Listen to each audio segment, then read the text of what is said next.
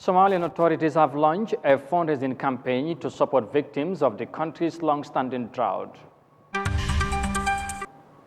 The trial involving two senior Gambia petroleum officials continued at the High Court in Banjul. And the Ahmadiyya Muslim Jamaat in the Gambia provides support to fire disaster victims in the Kanifing municipality. Well, this and more coming ahead on The World Today.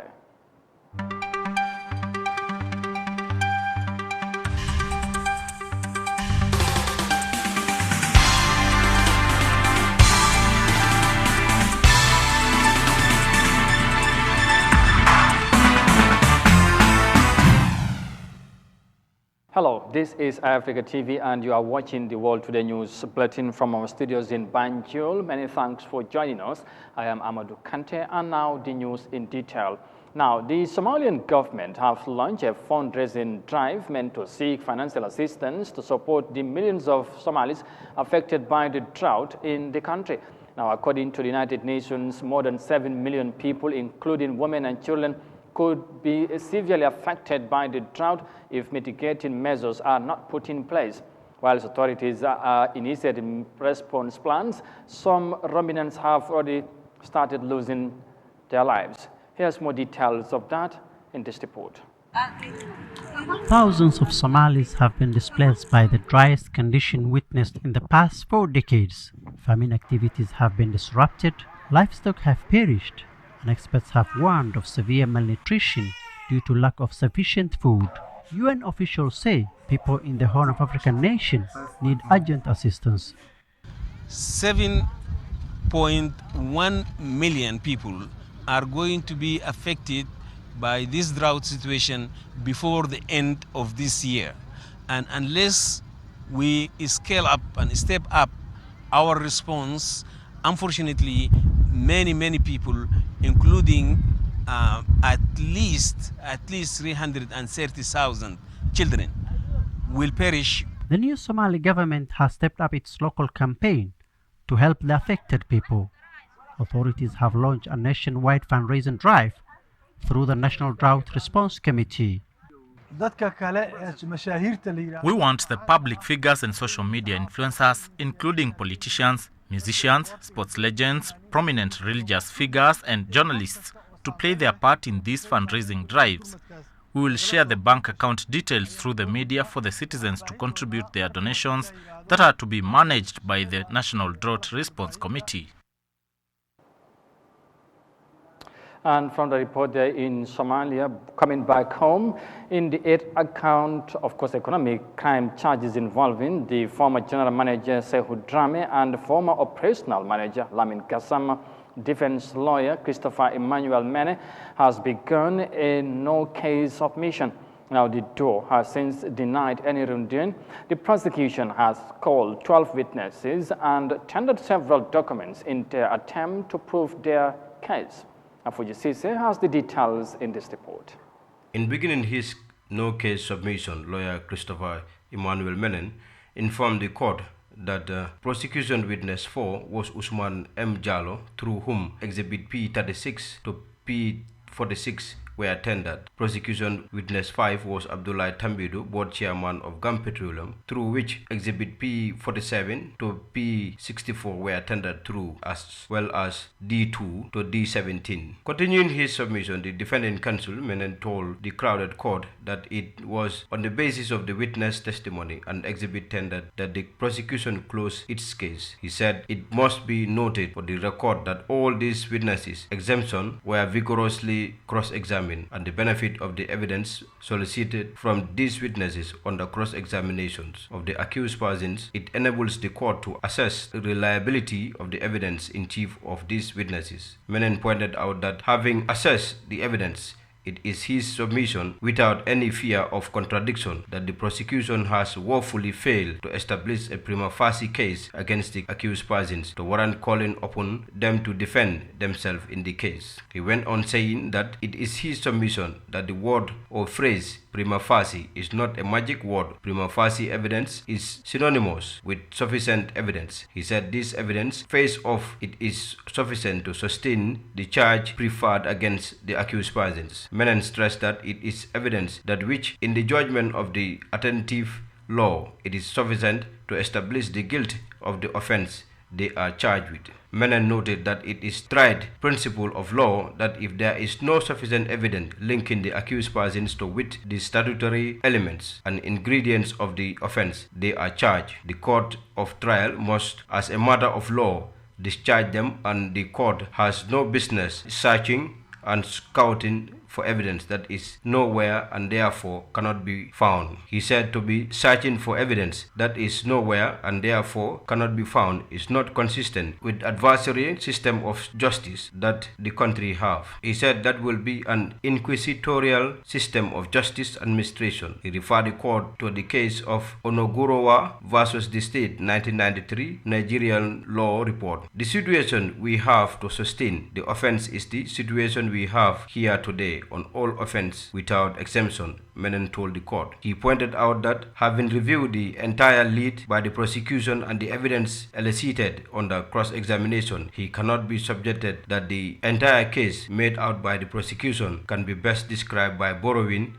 Shakespeare's expression. It is a tale of fall of sounds and fury, but signifying nothing. The accused persons have no case to answer and should therefore not be called upon to defend themselves. In simple terms, what the accused persons are simply saying is that the prosecution has not established a case against them at all, and therefore they should not be made to face the ordeal of defending themselves. I say so with all sense of seriousness. Being called to defend yourself when the facts are not sufficient is very, very traumatic. Menon discharge. He referred the court to the case cited above, Chukwa versus the state 1988 Nigeria law report. The Supreme Court of Nigeria held that a submission that there is no case to answer may probably be made and upheld by a court in the following circumstances: A. When there is no evidence to prove an essential element in the alleged offense charge. B. When the evidence adduced by the prosecution has been so discredited as a result of cross-examination or is so manifestly unreliable that no reasonable tribunal could safely convict on it. He said this is the position of the law on no case submission across all common law jurisdictions on the meaning of essential element of an offense. I will refer the court to the case cited above. These conditions supra are disjointed and disjunctive. A trial judge is competent to rule that an accused person has no case to answer if one of the two conditions stated above is satisfied. That is why the conditions are disjointed, Mr. Menon told the crowded court. For Eyeafrica News, I am Mafuji Sise. And we will keep you updated or abreast with all the development, of course, in relation to the ongoing court trial of the two former, or should I say, two senior Gambia petroleum officials at the High Court in Banjul. Now, elsewhere in the continent, a Zimbabwean senator has been elected unopposed as the president of the Pan-African Parliament, becoming the first delegate from the Southern African region to take up the top seat of the Pan-African Parliament. And after getting the backing of the Southern and Northern African regions, Fortune Chamumbira election went successfully without any hindrance amid last year's chaotic electoral process. While some expressed hope on the new Pan-African Parliament leadership, the chairperson of the African Union Commission cautioned members about the significance of protecting the image of the institution. Let's have more details of that in this report. The election of Fortune Charumbira is history in the making. He is the first delegate from the Southern Bloc to take up the top seat in the Pan-African Parliament. His election into the presidency of the legislative arm of the African Union concluded without incident. Last year, the Pan-African Parliament could not elect new leadership after proceedings descended into chaos when members of parliament could not agree on the principle of rotation in the 5 regions. This time around, Charumbira's bid for the presidency seems to have been clear-cut after getting the backing of the southern and northern regions. He was elected unopposed as Malawian candidate Yeremia Chahana's nomination was cancelled because it had not followed the AU's protocol. The principle of rotation provides for the PAP presidency to rotate among the 5 regions of the AU, namely North, West, East, Central, and Southern Africa. It is followed by the AU in all its organs as a means to unite the continent. I am very happy that Chief Charambura actually expressed the sentiments of unity, they expressed the sentiments of development, and expressed the sentiments of focusing towards doing the right thing. The African Union Pan-African Parliament was created for economic integration. We have to pursue our mandate for economic integration because otherwise the decolonization of the African economy will never be addressed. Reflecting on last year's chaotic scenes, the African Union Commission Chair Musa Faki Mahamad gave a stern warning to the delegates. In his opening remarks to the ordinary session sitting, he told them that it's time for the Pan-African Parliament to clean up its battered image. The time has come that we turn this very sad page of the annals of this institution and start anew. So it is high time that we renew with a behavior that has always marked the Pan-African Parliament and which has been a source of pride for the African Union. It is high time for the brotherly dialogue in a peaceful atmosphere should prevail over confrontation. The African Union had to step in and bring its legal counsel this time around to elect the president and other representatives. Charumbira is a traditional leader and a Zimbabwean member of parliament. He has previously served as one of PAP's 4 vice presidents. The Pan-African Parliament finally elects a new leadership. Now, moving on, the skyrocketing prices of bread in Zimbabwe have triggered dissenting reaction among citizens, especially the vulnerable groups. Now, this unbearable situation, according to some bread dealers, is caused by the different factors, including the Russia-Ukraine conflict. However, the government, through the central bank, is initiating mitigating measures to stabilize bread prices. Here's more details of that in this report. Increases in the price of bread threaten to push it out of the reach of some urban dwellers who rely on it as a daily staple. It costs $1 plus another 100 Zimbabwe dollars on top. Yet a short while ago it was less than $1. It has become too expensive to buy, especially when you need 3 loaves of bread per day. So we have cut down a number of times we buy it per week. Bread makers say they are not profiteering. We don't derive our profitability from putting big margins. We derive our viability and profitability from volumes. So we are worried whenever there's a price movement. It does not advantage us. Bakers blame the ongoing crisis in Russia and Ukraine, challenges securing foreign currency, and the depreciating Zimbabwe dollar for increasing their operating expenses. But they haven't convinced everyone here. That's not a good enough reason because $1 is a lot of money for us just to spend it on 1 loaf of bread. Besides, we used to buy the same loaf for less than $1 even when the rate was high. Recently, the central bank agreed to guarantee foreign currency for bakers' import needs, and Treasury will release 7,000 tons of wheat from its strategic reserves to improve supplies amongst a raft of measures to stabilize bread prices. This week, the statutory instrument was put in place to recognize US dollar as one of our currencies. That allows us now to sell our products in US dollars or part of it in US dollars to generate foreign currency and pay for the raw material outside a forex auction system. While industry players have welcomed government's intervention to improve wheat supplies, they are concerned about another measure, specifically hiking the bank lending rate to 200%. They say they're engaging the central bank to be granted concessionary loans so that they are not forced to pass the cost of more expensive finance onto the customer.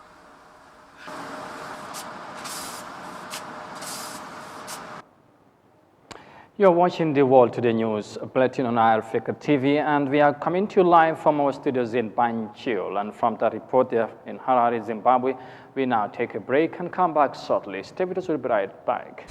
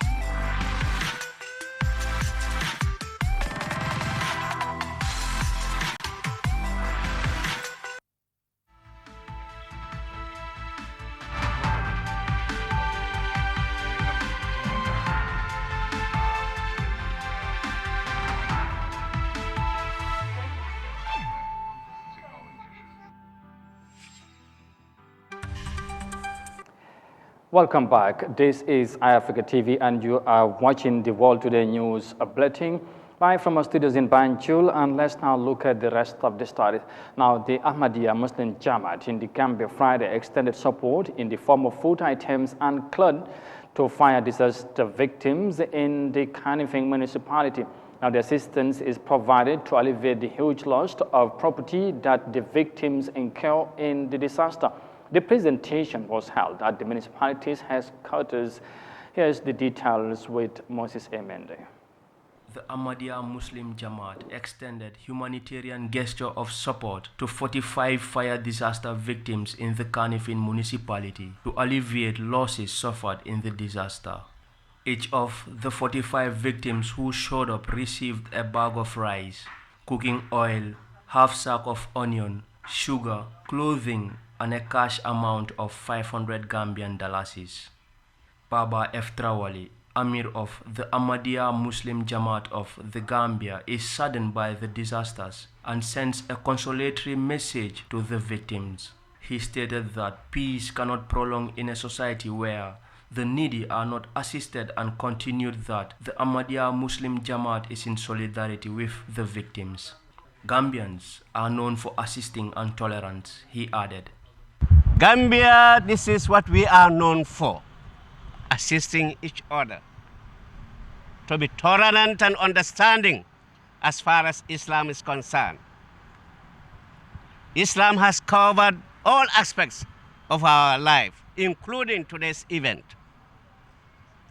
So therefore, on behalf of Ahmadiyya Muslim Jamaat, we are giving this small token to you people.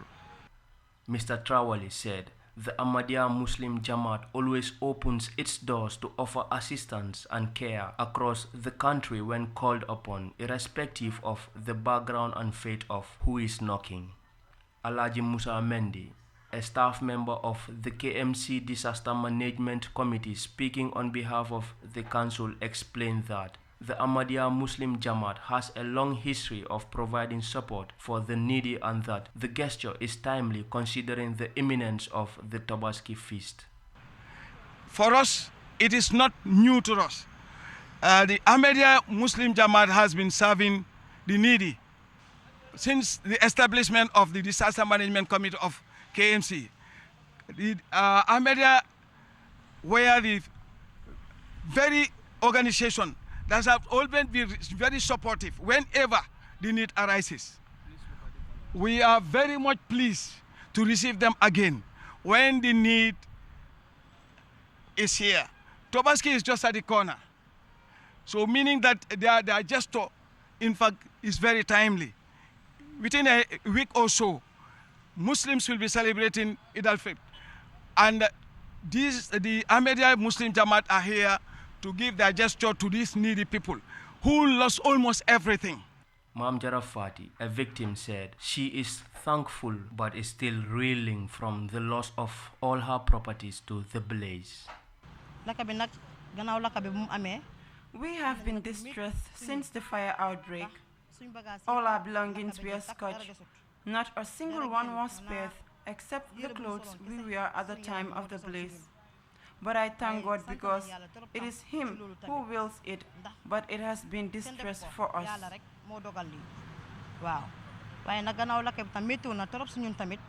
She now resides in her father's house. Sana Dahaba, Executive Director of the National Disaster Management Agency, empathized with the victims and urged the public to be vigilant so as to prevent more fire outbreaks. Fire outbreaks have been on the rise in recent months. The sequence of fire outbreaks in the country, especially in the urban cities of West Coast region and the Greater Banjul area, is alarming. Moses Mendy, Eyeafrica News. And from the report by Moses Mendy, to our final story now, because Chinese President Xi Jinping on Friday attended a celebration of the 25th anniversary of Hong Kong's return to its motherland, China. Whilst congratulating Hong Kong's new leadership, Mr. Xi also underscored the significance of changing the region's electoral laws to serve Hong Kong's interests. Commenting on Hong Kong's future, the Chinese leader implored on the young people to pursue excellence in the technology industry. Here is more details of that in this report. President Xi Jinping congratulated Hong Kong's new chief executive John Lee and his cabinet during Friday's ceremony. He said the one country, two systems policy will ensure the region's long-term prosperity and stability. President Xi reaffirmed the importance of the national security law and changes to the region's electoral reform in serving Hong Kong's interests. The national security law for Hong Kong has been adopted, providing the institutions and norms for upholding national security in the Hong Kong Special Administrative Region. The electoral system has been improved to ensure that patriots administer Hong Kong. The Hong Kong SAR's democratic system is in keeping with the policy of one country, two systems and Hong Kong's constitutional status. It has served to ensure the democratic rights of Hong Kong residents and maintain Hong Kong's prosperity and stability, and it holds bright prospects for the future.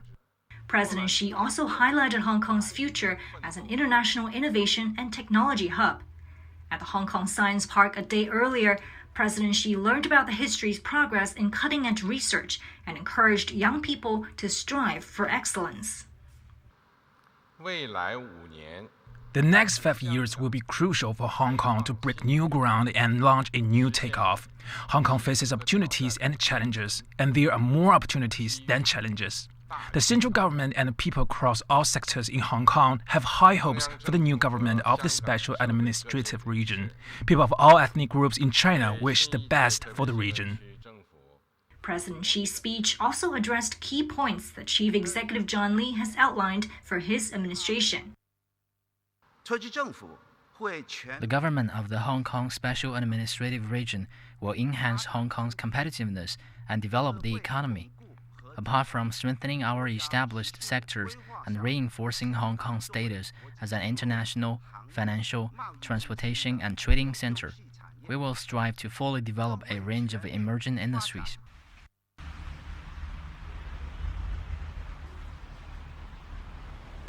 And that report there from Hong Kong, we eventually bring this news edition to an end. But for more details on this and other stories, as always, as ever, you can visit on our website on Eyeafrica.tv. The TWT News Bulletin returns on Monday. But for now, many thanks and bye for now.